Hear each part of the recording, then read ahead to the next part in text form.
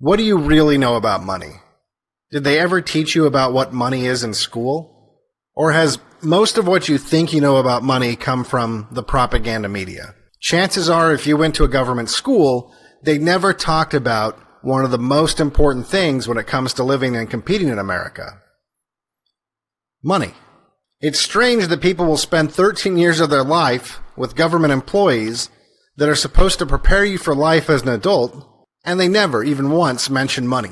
What it is, where it comes from, how to manage it in your personal life. What's more, most families don't even talk about money. And it's even considered taboo to talk about money with your friends. So what's the big secret? And it is a secret. The government is perfectly happy to keep everyone in the dark about the thing that many Americans focus on the most and spend their whole life trying to acquire. All this time and energy working for these little rectangle pieces of paper, and they know nothing about them. It's insane, really. But it goes to show you the power of the government's ability to socially engineer people. They've managed to get the entire population to spend more time working for globalist corporations and government agencies than they do with their own families, so that they can collect more of these little paper rectangles and nobody ever asks any questions. So for starters, let's talk about what money isn't. And when I say money, I'm going to focus on the American dollar, although it's pretty much the same for any currency issued by a government. Money is not a representation of something physical like gold, stored away in a vault somewhere like Fort Knox. While this was true at certain points in history, the dollar has not been tied to gold since Nixon took us off the gold standard in 1971. In theory, before that, you could exchange a dollar for physical gold, and dollars were simply more a convenient way of carrying around gold and exchanging gold for goods. Because of this, though, the government could only issue as many dollars as it had gold. This is how many people still think money works. But it hasn't worked like this for almost 50 years. So what is money backed by? What prevents the government from printing more paper rectangles now? The short answer is nothing. Absolutely nothing. That's why it was so important to the globalists that we got off the gold standard. The government wanted to spend more money than it had. This made countries that were doing business with the United States begin to demand payment in gold rather than these paper rectangles, because they suspected the United States might be printing more of these paper rectangles than it had in gold. So Nixon's fix was to just remove the connection between gold and the dollar. I have directed Secretary Connally to suspend temporarily the convertibility of the dollar into gold or other reserve assets. This way, the United States could print as many paper rectangles as it wanted, no matter how much gold it had, and countries couldn't demand gold for payment.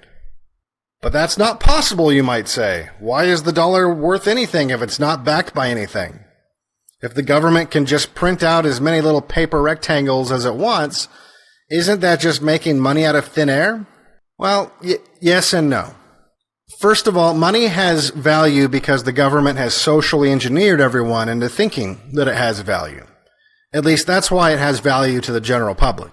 They've convinced everyone through propaganda campaigns and forcing people to pay taxes using these little paper rectangles that they have value.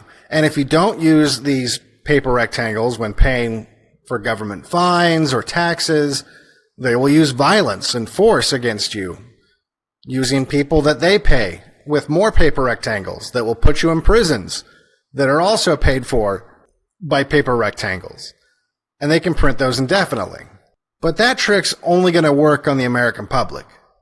So how can they force the rest of the world to use their little paper rectangles? Well, the quick answer is the United States military. After Nixon took the dollar off the gold standard, his globalist sidekick, Henry Kissinger, went to the Saudi royal family and cooked up a deal that essentially came down to this. You sell your oil using our paper rectangles. You can only buy oil with our dollars, and we will be your personal army. By forcing the rest of the world to pay for oil using US dollars, our paper rectangles would still have demand in the rest of the world, and in return, we send troops to go and die in the Middle East, Just 2 hours ago, Allied air forces began an attack on military targets in Iraq and Kuwait.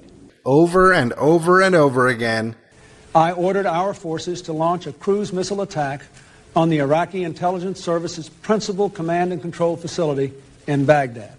anytime those oil interests or the interests of bankers are threatened. On my orders, coalition forces have begun striking selected targets of military importance to undermine Saddam Hussein's ability to wage war. And if the American people don't want to go to war because they don't understand this arrangement, we'll just lie to them. They took the babies out of the incubators. It's certainly planned by Osama bin Laden. Weapons of mass destruction. There is no question whatsoever that Saddam is seeking and is working and is advancing towards the development of nuclear weapons. No question whatsoever. We'll tell them we're spreading democracy around the world or protecting our so-called allies. And that, my friends, is what money is. Not a storage of wealth, but of military force, provided by the blood and sacrifice of a propagandized public, most of which will never bother to question the system because they're all too busy trying to get more paper rectangles. For Blackpilled, I'm Devin Stack. If you like my videos, please make sure to like and subscribe, and make sure you hit the notification bell so that you know when new videos get released. Also, if you'd like to support me with your own paper rectangles, you could do so at patreon.com/blackpilled. Alternatively, you can use cryptocurrency to support me with the addresses below. And I really do appreciate the support I've received so far. This is the only way I can keep doing this.